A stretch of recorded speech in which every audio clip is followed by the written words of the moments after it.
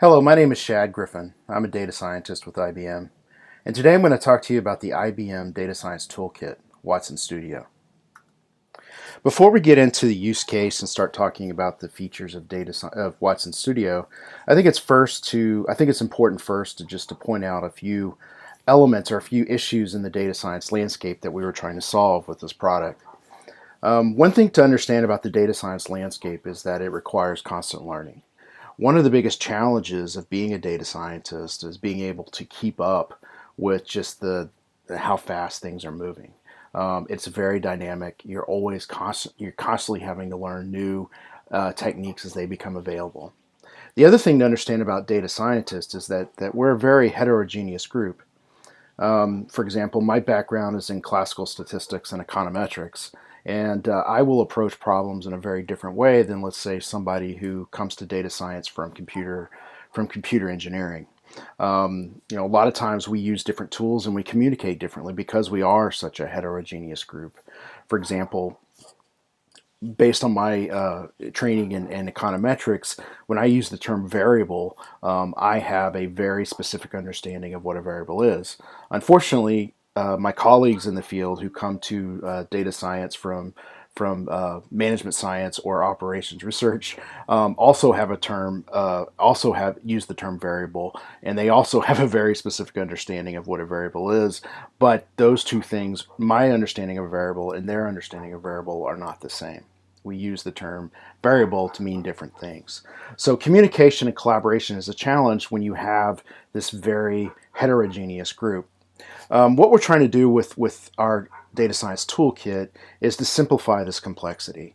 We're trying to integrate all the different tools. So whether you're a data scientist that uses Python, R, Scala, RStudio, whatever, you can come to the IBM Data Science platform and use your tool of choice. Also, modern IT organizations have very complex data infrastructures. I mean, it's not uncommon for modern organizations to store data in structured databases like Oracle or DB2, also to use appliances like Netezza or Teradata. And it's also very common for them to use unstructured data sources, Hadoop platforms. What we do with our platform is we make it very easy to integrate all of these different data sources so that the data scientists can pull all the various in your organization can pull all the various data sources together into the platform and actually do data science. And I think at a high level, what we're really trying to accomplish with our toolkit here, with our data science toolkit, is we're trying to make data science a team sport. We're trying to get people out of their silos and together into one platform where they can collaborate, share, learn, and move their organization forward. All right, the use case we're going to look at today is a benchmarking exercise, and we're going to be benchmarking costs for a healthcare payer. To do this, we're going to construct a multivariate statistical model that provides a case-level cost benchmark for each procedure. One of the outcomes of an OLS regression model is a predicted value, and that's what the value of your dependent variable based on the predictors or the independent variables. Another way to interpret that is an expected value.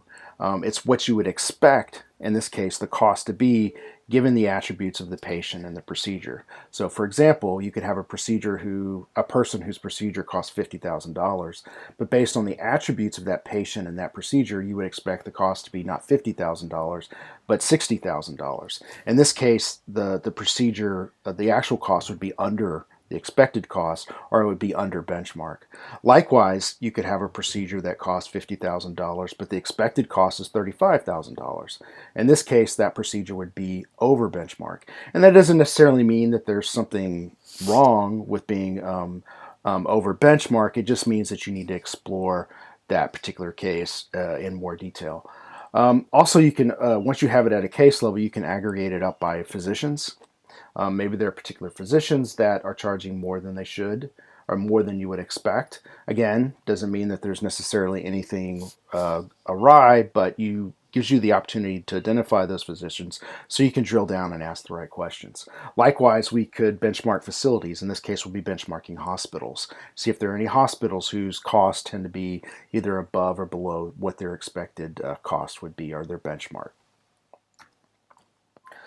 In this exercise, we'll be looking at 1,481 cardiac procedures. It includes 5 different hospitals and 77 attending physicians. The dependent variables will be 41 attributes describing both the procedure and the patient, and then the independent variable will be total cost.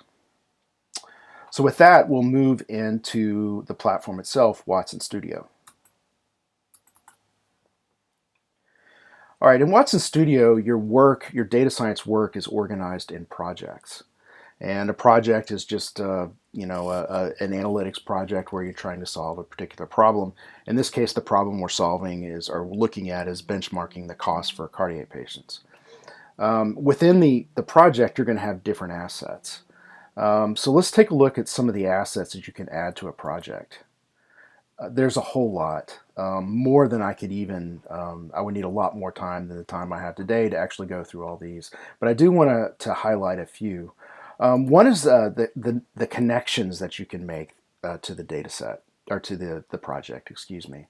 And of course, you can bring in all of the IBM types of data sources, from DB2 Warehouse to DB2 on Cloud to Cognos, Cloud Object Storage. So all the different IBM flavors of ways that you can actually store your data. But look at all the third-party services that we have available as well.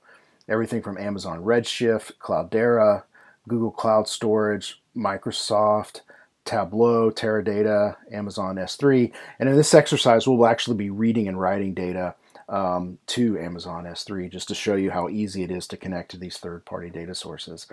So again, the idea here is to, regardless of the complexity of your organization and from a data infrastructure perspective, to be able to, the data scientists to be able to easily connect to those sources. Another thing I want to highlight here on the project page is the ability to add collaborators.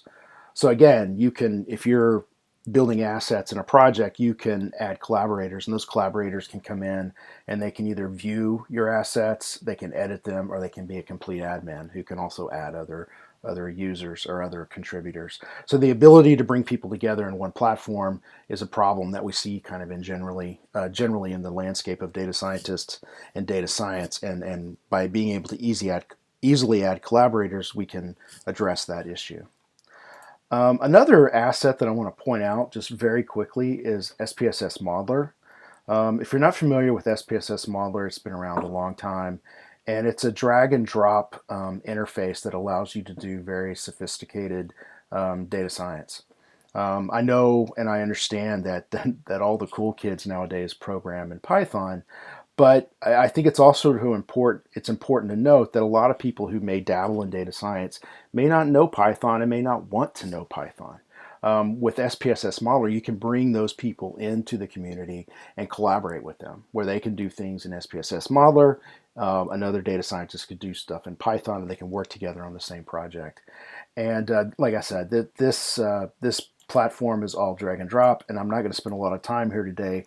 I just want to point out that as we go through our use case, this is the actual final chart that we will create. One of the final charts we'll create.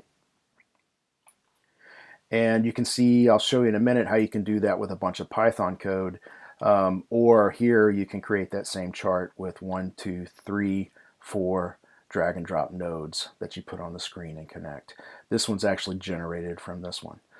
So 4 nodes, connect them up, and you can get basically where we're going to get in just a second with a lot of sophisticated Python code.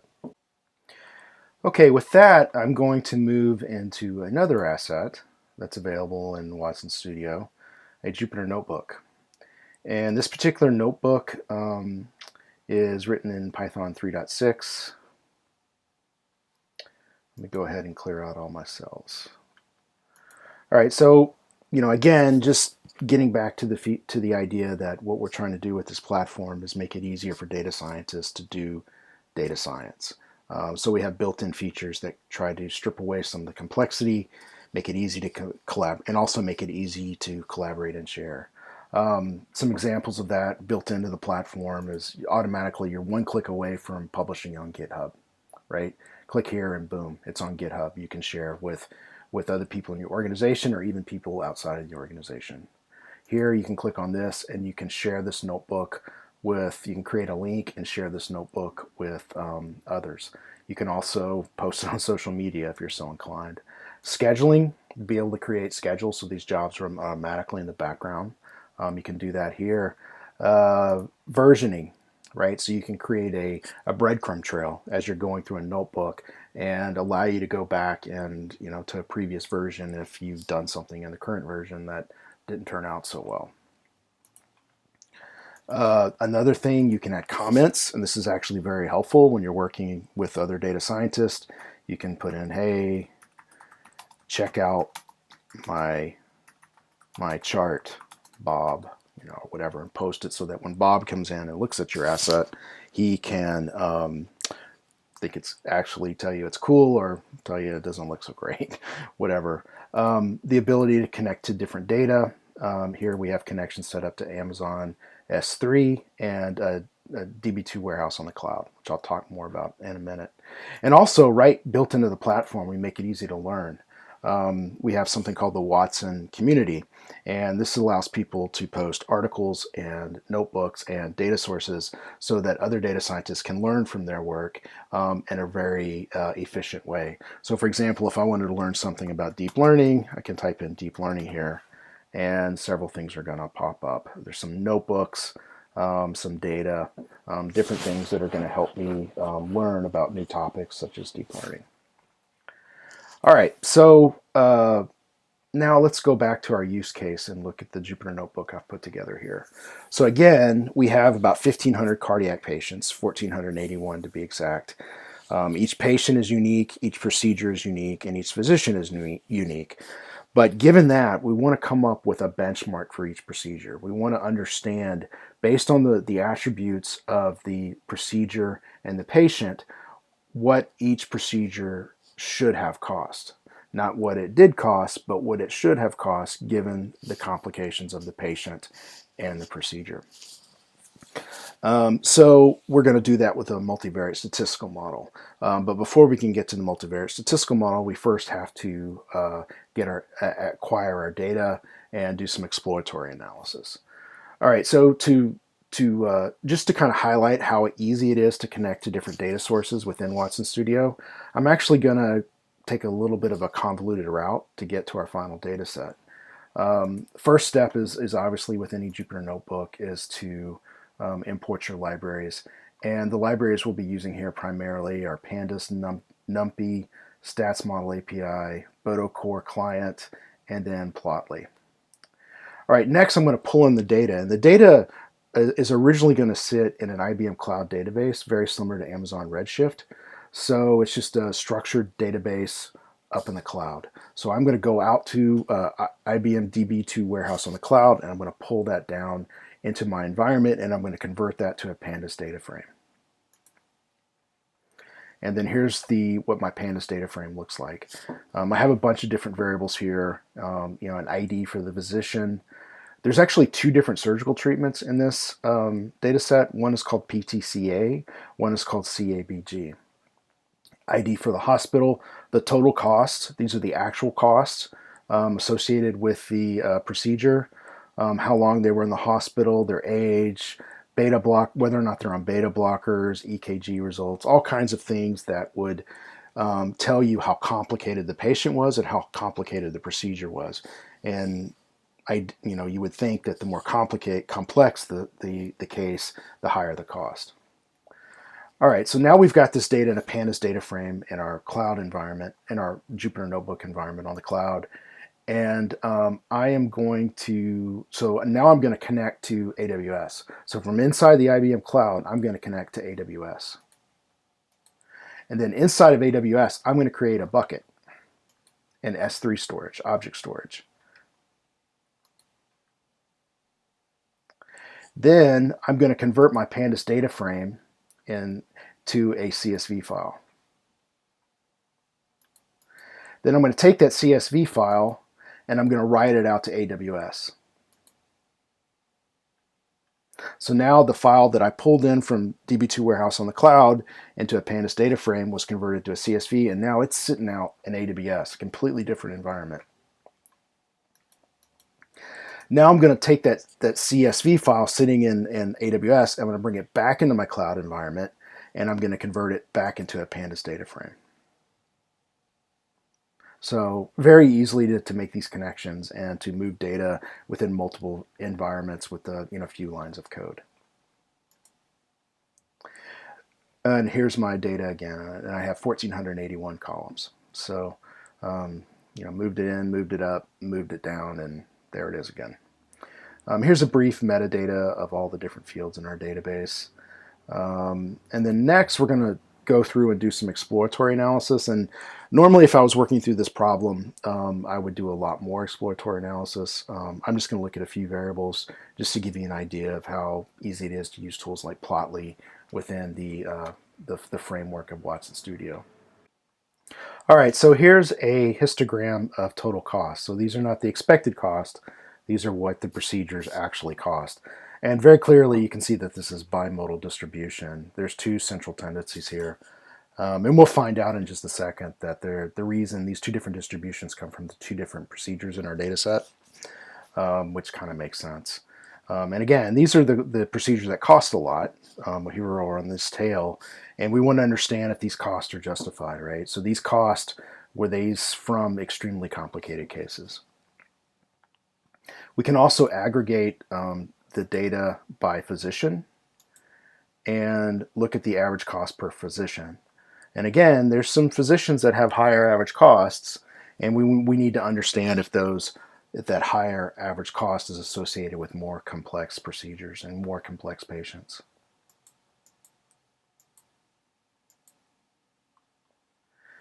Looking at it by hospital ID, average cost by hospital ID, there doesn't look like there's much of a difference. Very little volatility between the different hospitals in our data set, so not a whole lot to see here. And this is what's driving our bimodal distribution on costs. The PTCA is just a lot less expensive than the CABG, and we'll have to incorporate this when we build our statistical model. We'll have to build a variable that will accommodate this difference.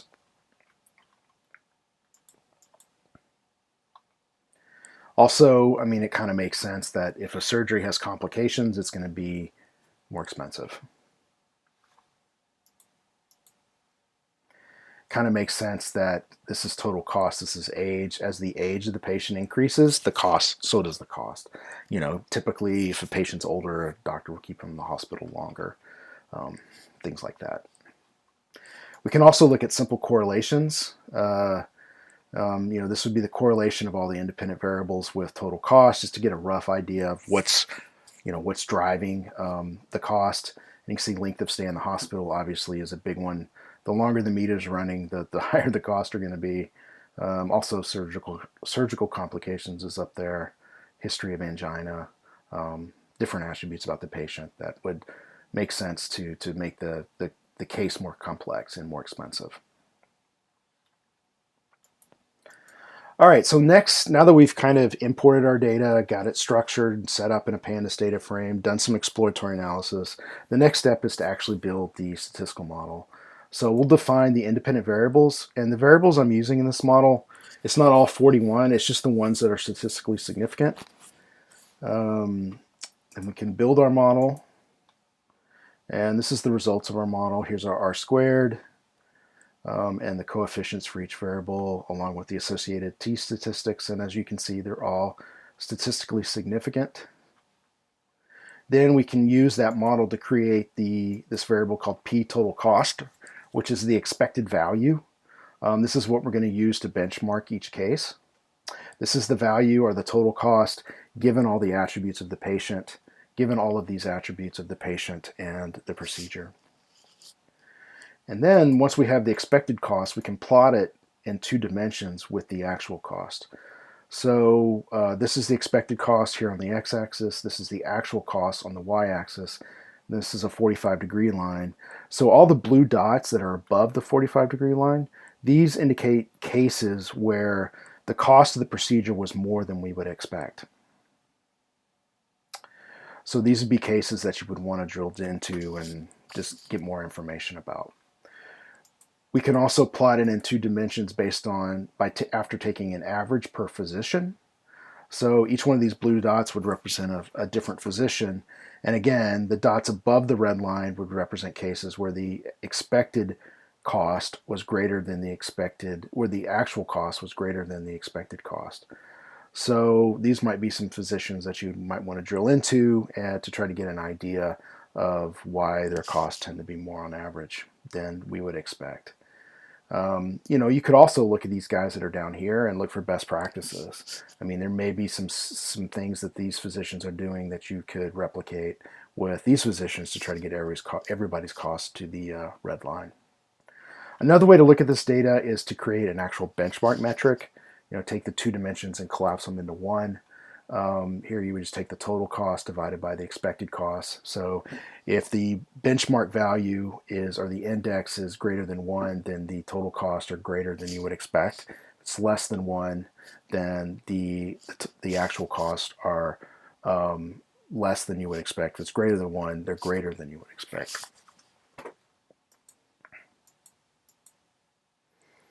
So again, it's centered on 1. These would be all the situations where the costs were more than you would expect, so you would want to drill down and look at those. And then these would be the cases where they're less than you would expect. So again, maybe look for some best practices.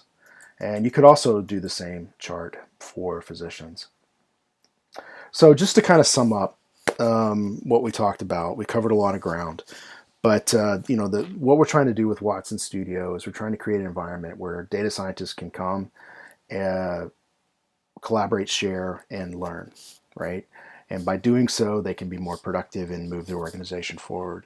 We're also trying to create an environment that takes a lot of the complexity of modern IT organizations away from the data scientists. They don't have to mess with it, right? We're also trying to bring in users, like I showed, that may not code in Python. They may be able to come in and use SPSS Modeler to contribute to these kinds of projects. And I just scratched the surface on this project. There's a ton here. But that's all we'll do for today. Thanks so much for your time.